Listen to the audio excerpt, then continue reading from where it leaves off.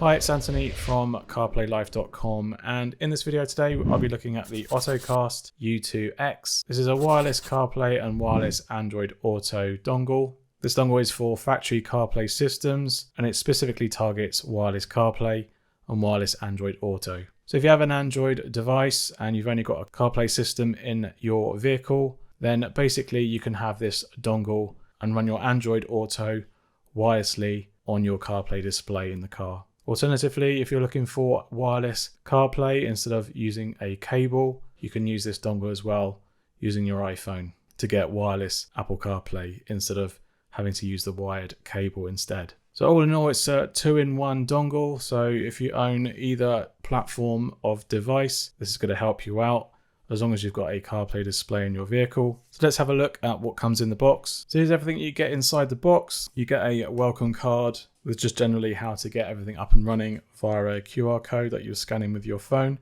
You get the dongle itself. We'll cover that over in a second. You get a short user manual that tells you how to basically operate the wireless CarPlay adapter and connect it to your iPhone and Android device. And you get two cables, which is roughly just under 30 centimeters, USB-C to C cable. And you also get the traditional USB-C to USB-A cable for more conventional and older models as well that run CarPlay. So let's have a look at the CarPlay adapter itself. It's gone away with its more rectangular, it's a bit more bulbous on the edges. Got the Ottocast branding and kind of like a dark grey on top, small little ridges. Got a USB-C input here for the connecting of the cable.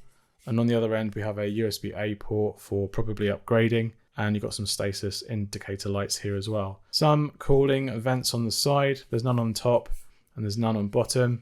So hopefully this runs cool enough. It's a plastic case, it's not metal. And we just simply, we plug in the USB-C end into the dongle, and then this USB-A end goes into our CarPlay system. As size comparisons go, you've got the CarLink It T-Box here and the CarLink It Mini and full versions of the 3.0 dongle. We've got the Ottocast U2 now, and we've also got the MMB Plus. Generally, I'd say it's probably very similar to the MMB Plus in terms of size, definitely not in terms of thickness, it's a lot thinner. And it's pretty much on par with their Ottocast U2 now, which is just a CarPlay dongle. And there's another thing is that these ones will only do CarPlay wirelessly, whereas these two will do Android Auto wirelessly as well as CarPlay. But the CarLink It T-Box will do Android through an Android layer, which is a little bit flaky, a little bit funky, if I'm honest. But it does have its advantages if you want to use things like YouTube and Netflix and things like that. Whereas this Ottocast is just going to give you CarPlay or Android Auto wirelessly. But it keeps it simple, less things to go wrong, and probably a little bit more stable as well. So let's measure it. It's about just under 8.5 centimeters wide, about 5 centimeters tall, and it's about 1.5 centimeters deep in its size. So fairly pocketable in your center console, and hopefully these air vents do allow good circulation. You can see the circuitry inside. There's no major seams here. It feels like the seam is on the top here to get inside if you wanted to get inside. There's no screws. And we'll be seeing if this is an upgradable port or if you can actually plug any of the devices in here and use it wired instead. I think it's not going to. I think this is purely just for updating because it doesn't really say it in the manual either. All right, let's jump in the car and let's see how well this performs. Right, so we're in the Golf and we've got the Ottocast U2-X here. We're going to plug in the USB-C end into the port on the dongle, and the USB-A end will be going into the glove box CarPlay port. So we're going to plug that in now. So we're going to do a cold boot first so we can see how well it goes into the main menu. So we're going to switch on. Car's going to fire up and we're going to see how long it takes to get ourselves into the first boot menu. So the first thing, I've run this before, and the first thing I encountered, it was on this screen. So what it doesn't really tell you is that this is probably the Android Auto logo, but for some CarPlay owners, they might not really know what this logo is, and they'll try and plug in their CarPlay wireless to get wireless CarPlay, and it won't actually work. Down here, you've got a button or an icon. Doesn't look like a button because some of the other dongles show it like this, and they're not buttons. But what they're basically telling you to, you've got to double tap and then double tap to switch this mode. So basically we'll restart and it will go into CarPlay mode. And from there on, you can actually then do your CarPlay pairing and initiation. So the dongle's now going to boot. We've got some red LED lights there showing the status. It's already boot up, and now we're into CarPlay mode. So basically, it's a simple case of now pairing your phone to the actual wireless dongle. So by doing that, we need to wait for the profile as it's shown here to show up on our Bluetooth listing. Here we go. So it's down here. That's now going to pair to the dongle. We want to pair it. Let's allow our favorites to sync. It's now connected. This will now share the Wi-Fi protocol to get ourselves onto CarPlay. I'll just turn that on and make sure that it's car stereo. Don't have to do that. Use for CarPlay, yes. As soon as we do that, your Wi-Fi, if you've got one, will go back and switch over to CarPlay. And we're now in CarPlay mode. So from here, CarPlay will act as is. We'll just do a quick test of the audio.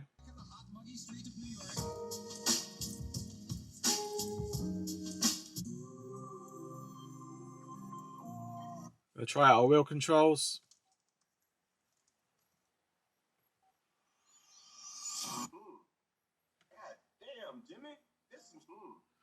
Cool, so basically the same 2-second delay. That's common with all wireless CarPlay, factory included. So that's a standard trait. Let's just quickly try Siri with the wheel.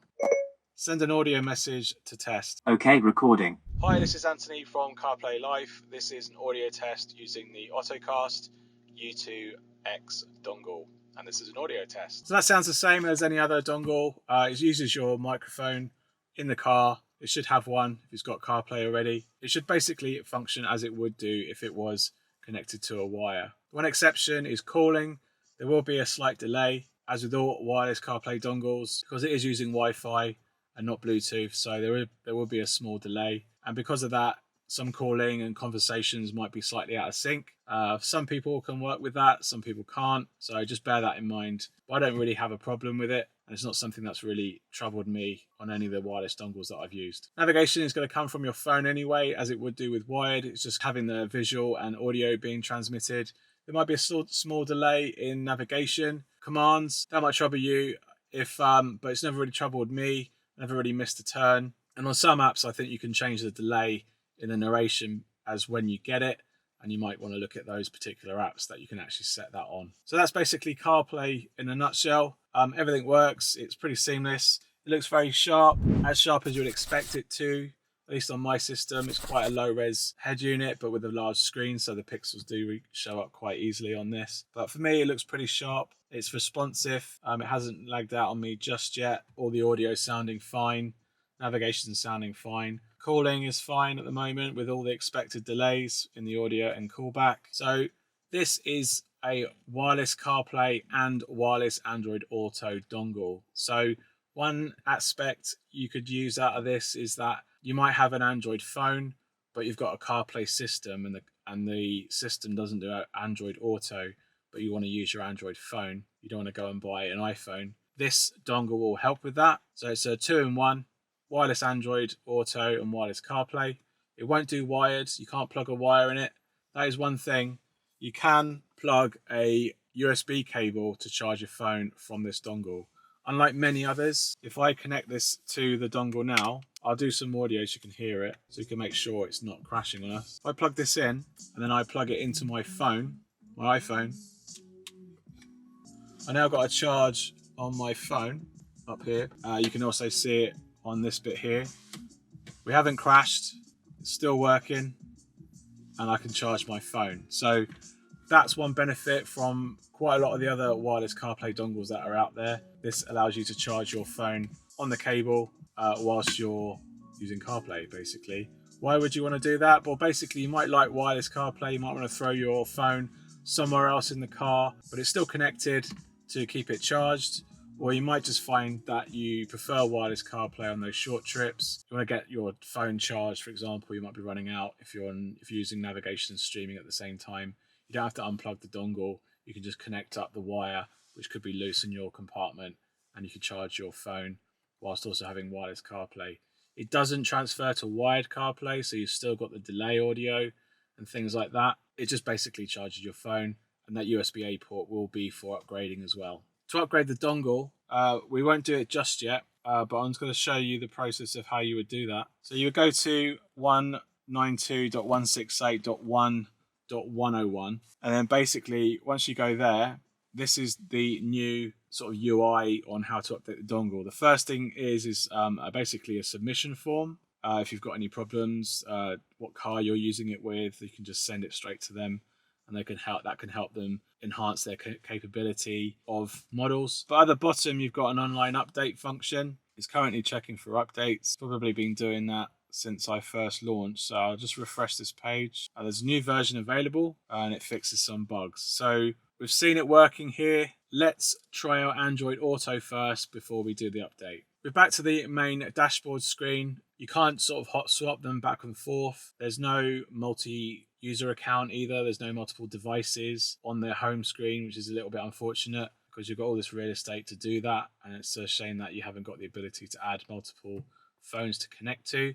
So if you were to use multiple phones, you'd have to go to your Bluetooth settings, turn the phone that you're currently paired with off, and then the new phone can then pair, and then you get back into CarPlay that way. For Android Auto, so you have to double tap this icon again 4 times. Well, get the message and then double tap. That will then reboot, and we're now going to go into Android Auto. Right, so now the dongle is now rebooted into Android Auto mode, and it's basically the same principle. You have to make sure that you've got a wireless Android Auto compatible phone. Most of them are Android 11 and above, but some devices such as Google Pixels and some Samsungs, you can do it with earlier operating system than Android 11. Some do like 9 or 10. So some of them, check your manual to see if you've got wireless Android Auto compatibility. There is one way of finding that out, and I'll show you on the phone. Basically, if you go into your Android Auto app, and at the bottom here, you've got wireless Android Auto system. If you see that option, then obviously your phone is going to be compatible with wireless Android Auto. If you don't see the option, then it's likely that it's not going to work with your phone.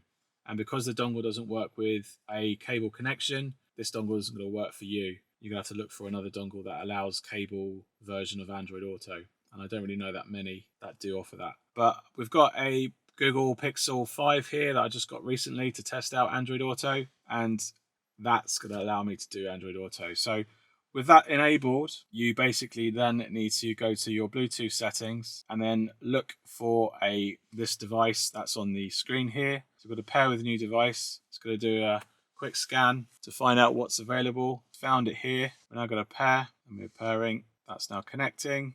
A few moments later. So it doesn't seem to want to connect. So what we're going to do, we're going to do an update and see if that fixes it. We're going to swap to CarPlay. So now that we're back in CarPlay, I'm going to take my phone and go back to the main menu, address, and then we've got the update here. So I'm going to tap on update. It's now going to start downloading the firmware. And hopefully, this is quite tricky because you shouldn't always update a dongle. If it works for you, does everything you need it to do, regardless of speed or quality, pretty much don't update it because there's a chance that the software that they've updated for compatibility of other vehicles might not no longer support your vehicle. So there's a chance that it might not work once you've updated it. These firmwares don't always enhance it for everyone. Someone else might lose out in that timeline of manufacturers and vehicle makes, and eventually it might just not work. So bear that in mind. Don't always update.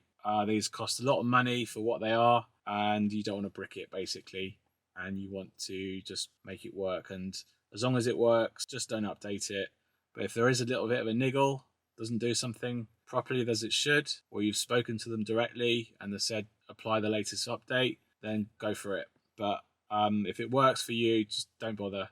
Just be happy with it, what it currently is doing. Right, so it's downloaded, is complete, and it's now waiting to update the dongle, which is probably on its way now. We've got like a green light going on situation, so we'll have to wait and see the rebooting or applying the update. Another thing is that there isn't a fallback firmware. So the thing is, if it flashes wrong, or the download is corrupt, or you pull the dongle out or lose power in the car whilst it's doing the update, then you could brick it and it can't fall back to anything else. You can't reset the dongle either. A lot of people have asked me, can I press a reset button somewhere, reset the dongle back to how it was? No, you can't. If you flashed it wrong, or there's a corrupt firmware that's been flashed onto it and it just dies when you next turn it back on, then there's really no way of getting around that. you have to contact the support team and see if they can help you out, if they've told you to update it. But if you've updated it on your own will, they might not swap it for you. Another thing about this dongle is that this case has been built in a way that it absorbs shock or vibration from the dongle when it's in the glove box or in a compartment in your car. The car gets a jolt. Sometimes it can jolt the USB, and then it can lose CarPlay altogether. That's another reason why some CarPlay dongles just disconnect randomly. If you've sort of gone over a bump or something in the road, these little chips get nudged and basically lose connection. So bear that in mind as well. This little dongle has been designed to counter that a little bit. It's been suspended inside the middle of the case. So if there is a jolt in the car, it's less likely to get knocked and affect it, and then it disconnects. So there should be less disconnections with this particular dongle over some other dongles that you can buy at the moment. Right, so I've waited long enough. I'm going to now take the key out. This is always a little bit risky because you don't know if the firmware has been applied, but because I've waited long enough, the firmware should have been applied by then. So I'm going to start it up and cross my fingers. We've got a red, solid red here at the moment. We've got a blue connected. Hopefully we're going to connect to our Bluetooth. Here we are. Wi-Fi is being shared and we're in CarPlay. So that's good. So if you see a green light in the dongle, I would say that's good enough to restart the dongle. Basically, it didn't do an auto reboot, unfortunately, but restarting was good enough. Right, so we're back in. We've done an update, and we should see the firmware system version that's down at the bottom here compared to the previous one. So to connect to Android Auto again, we need to go into Bluetooth, and then we need to pair with the dongle. It's now active, and hopefully Android Auto will kick in.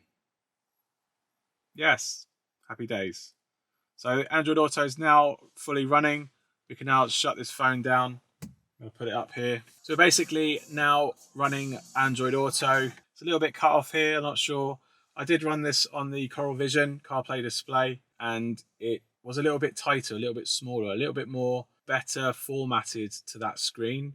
For my screen here, things are a little bit cut off. The icons are about right compared to where I saw it before. So we are in Android Auto. We've got the home, music player, the menu system, notifications, and the Google Assistant. So my Android doesn't have a proper data SIM inside. So a lot of the internet functionality, such as the Assistant, won't work at the moment. But things like Spotify, it's going to use my Wi-Fi, hopefully, or anything where it's cached. That's playing fine.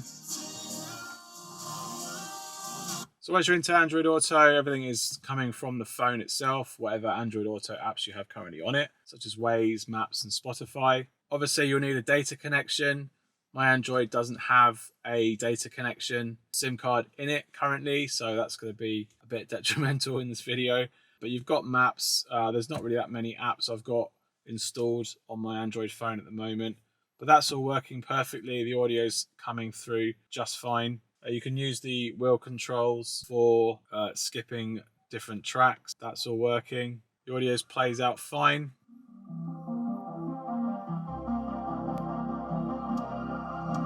I can trigger the assistant using the voice button on the wheel. That's all working fine. I can cancel it as well. Can skip tracks and so on. That's all working perfectly fine through the wheel. And that's pretty much it, Android in a nutshell. So as I said, swapping backwards and forwards between Android Auto and CarPlay isn't really that possible, because like some of the Android boxes that you buy today, they are running on an Android layer, so that allows you to swap backwards and forwards, and CarPlay is actually running from a CarPlay Android app. So that's how they can get away with doing that. But for this, you need to swap out, reboot, and come back in. So it's kind of like how the old MMBs used to function. But personally, for me, that's probably preferred because you're not going through an Android layer. There's less bells and whistles for things to go wrong. It's like, what is your phone connecting to? Is it an iPhone or Android? And you just choose the right platform that you want to use it with.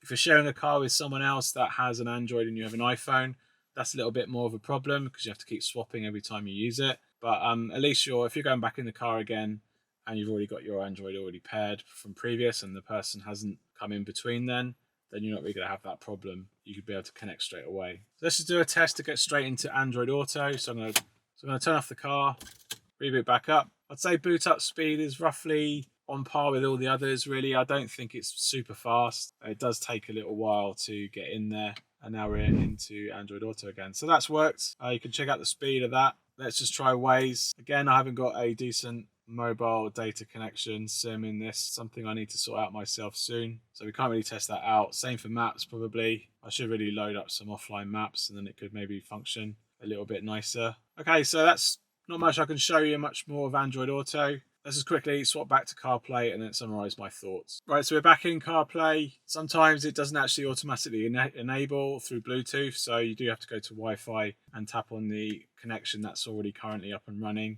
I think if you have a one platform use, such as you just use it for CarPlay or you just use it for Android Auto and you don't not sort of jumping between the two, I think this dongle is probably going to behave just right. But if you were to switch between the two, it might be a little bit flaky. You might have to jump over a few little hurdles and enable and disable a few things to get yourself into each one of the platforms as you switch them. But overall, I think it's a good dongle. It boots up relatively quick. You've got the anti-jog kind of casing design, so that's not going to cancel out any CarPlay running at the time, as some other CarPlay dongles seem to do. It doesn't seem to run that hot, surprisingly. You've got a big enough case there to keep everything cool. The good thing is that you can plug a cable in there and charge your phone. That's something that you don't normally get with some of the other earlier dongles. It's sharp. It sounds good, as all my other wireless CarPlay dongles have done. Just generally a good improvement over the U2 Now. So if I were to buy a dongle today, I do suggest the U2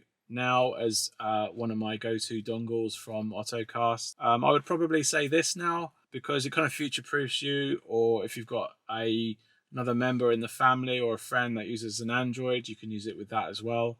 So you've got a 2-for-1 there, which is basically what this dongle is all about. You can use it for Android Auto, or you can use it for CarPlay wirelessly. So if you've got that situation and you're looking to connect your phone to a CarPlay display and you've got an Android, you can do that. And if you've got a CarPlay system that you want to make wireless, you can do that too. So if you're looking for those two functions, then I would check out this U2-X dongle from Ottocast. All right, I hope you found this video helpful. If it has, please leave us a like down below and let me know in the comments if you have any questions about this particular dongle. If you have any compatibility questions, I recommend that you contact them directly. There's not much I can help you here, other than if you've got a Golf, I can help you then. It retails for $99 currently, and you can use my code in the description below to get you 50% off, which is going to have a massive discount on this particular dongle during its Indiegogo campaign. After the campaign this month, it's going to go on their Shopify account, and I'll update the link then to give you a little bit of a discount too.